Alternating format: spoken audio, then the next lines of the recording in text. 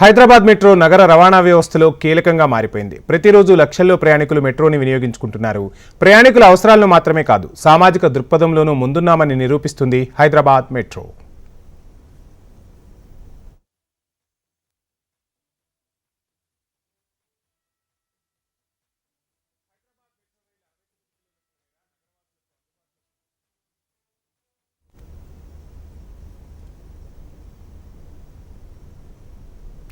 Hyderabad metro రైలు 69 కిలోమీటర్ల మేర నగరవాసులకు అందుబాటులోకి వచ్చింది. ప్రతిరోజు 5 లక్షల మంది నగరవాసులు మెట్రో ప్రయాణాన్ని వినియోగించుకుంటున్నారు. అయితే ప్రయాణికులకు మాత్రమే కాకుండా గ్రీన్ ఛానల్గా కూడా ప్రస్తుతం మెట్రో ఆపత్కాలంలో సేవలు అందిస్తోంది. ఇటీవలి కాలంలో అవయవదానానికి సంబంధించిన విషయంలో హైదరాబాద్ మెట్రో కీలకంగా వ్యవహరిస్తోంది. అంబులెన్స్ ద్వారా అవయవ మార్పిడి తరలింపు కోసం రోడ్డు మార్గంలో గ్రీన్ ఛానల్ ద్వారా ట్రాఫిక్ పోలీసులు ప్రత్యేక ఏర్పాట్లు చేస్తున్నారు. అయితే ఎన్ని ఏర్పాట్లు చేసినా ట్రాఫిక్ను దాటుకుంటూ ఒక ఆసుపత్రి నుంచి మరో ఆసుపత్రికి చేర్చడం ఆలస్యమవుతుంది. దీంతో కొన్నిసార్లు అవయవాలు పనికిరాకుండా పోతున్నాయి.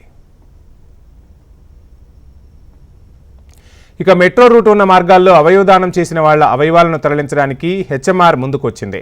ఇప్పటి వరకు గ్రీన్ ఛానల్ ద్వారా దాదాపుగా 7 సందర్భాల్లో అవయవాలను ఒక ఆసుపత్రి నుంచి మరో ఆసుపత్రికి తరలించారు. 2021, 2022, 2024, 2025 సంవత్సరాలలో గ్రీన్ ఛానల్ సేవలను అందించింది హైదరాబాద్ మెట్రో. ఇక ఈ వారంలోనే 2 గ్రీన్ ఛానల్స్ తరలించారు.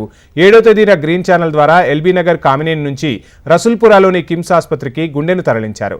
13 కిలోమీటర్ల ఈ దూరాన్ని కేవలం 12 నిమిషాల్లో చేరుకుంది హైదరాబాద్ మెట్రో రైల్. మార్చి 8వ తేదీన ఎల్బీ నగర్ కామినేని నుంచి జూబ్లీహిల్స్లోని అపోలో హాస్పిటల్కు 22 కిలోమీటర్ల దూరాన్ని కేవలం 25 నిమిషాల్లో చేర్చారు. ప్రత్యేకంగా డాక్టర్ల పర్యవేక్షణలో గమ్యస్థానాలకు చేర్చుతున్నారు ఎల్ఎన్టీ మెట్రో అధికారులు. ఇప్పటి వరకు దాదాపుగా 7కు పైగా అవయవ మార్పిడిలో హైదరాబాద్ మెట్రో పాలు పంచుకుంది. ఈ అవయవ మార్పిడి తరలింపు కోసం హెచ్ఎంఆర్ ఎలాంటి ఛార్జీలు వసూలు చేయట్లేదు.